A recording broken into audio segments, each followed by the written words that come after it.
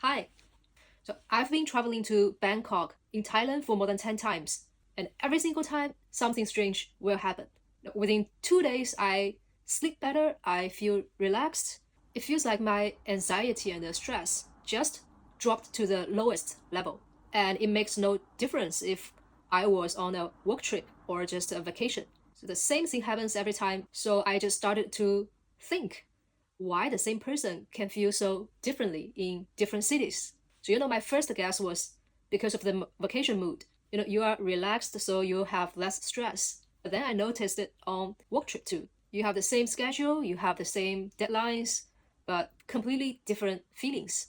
So either Bangkok, Thailand is doing something to me, or cities like Shanghai are doing something I just never noticed before.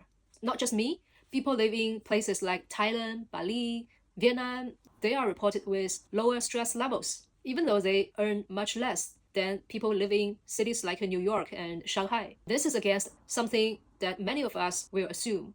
We usually think that earning more money, have more wealth, guarantees more calm.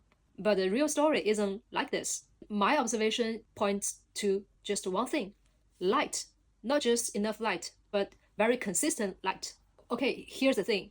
Your body runs on a 24-hour internal clock, right? It's called your circadian rhythm.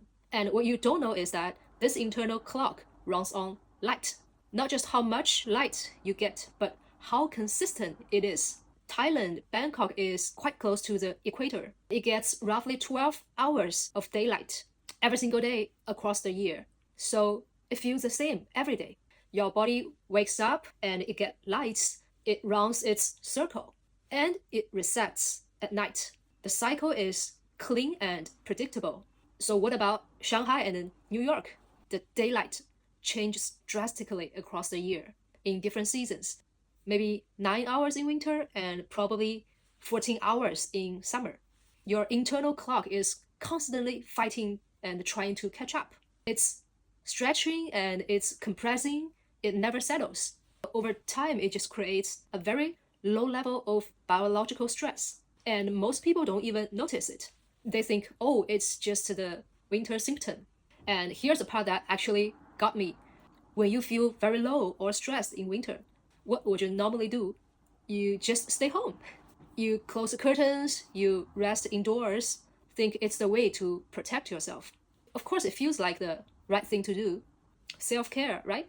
But that's exactly the wrong move biologically. Less lights just mean your clock drifts further out of the sync. You feel worse, and you stay inside more, and then you feel even worse. What's terrible is that the whole cycle feeds itself in a rather invisible way.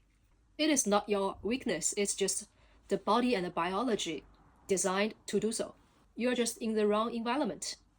Then there is the pace. Thailand, Bangkok, it moves slowly. Meals take longer, and evenings are more social. No one is rushing their time to eat at their desk.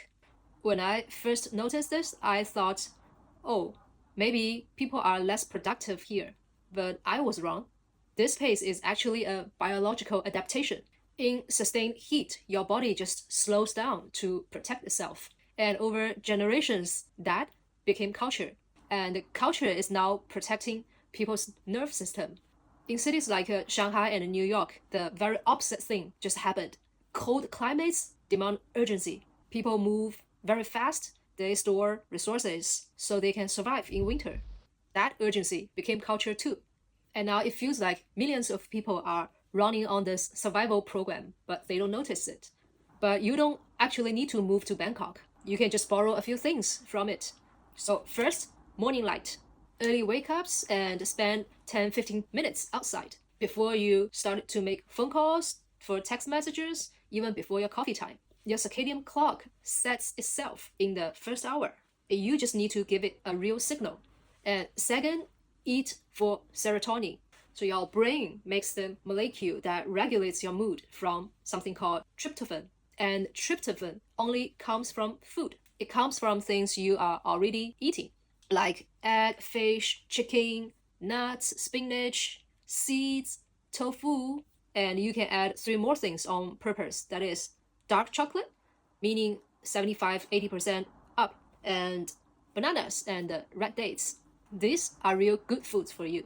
Bangkok street food is very similar to that. They eat a lot of fresh fish, rice, and tropical fruits, and eggs, nuts. That's one of the best diets on this planet. So the food and climate, they are doing the same job from two very different directions. And third, get outside at least once in the day. You don't necessarily have to do exercise. Just get yourself exposed to the daylight. And it should be natural light. It will compound across weeks in a way you can actually feel. And fourth, super important, protect 1 hour a day, a time you are not overthinking anything, you are not making schedules. In that 1 hour, you literally don't need to think about anything. In busy cities like Shanghai, this 1 hour, you have to fight for it, and it will work out for you. So maybe in the end, the real question isn't why Bangkok make people so calm. Maybe the real question is, what are modern cities and lifestyles doing to us that we are not even noticing? Because I believe once you see it, you can't ignore it anymore. So which city really makes you feel very different in a negative or a positive way? Drop in the comment and I'll read all of them. And subscribe my channel if you like my video.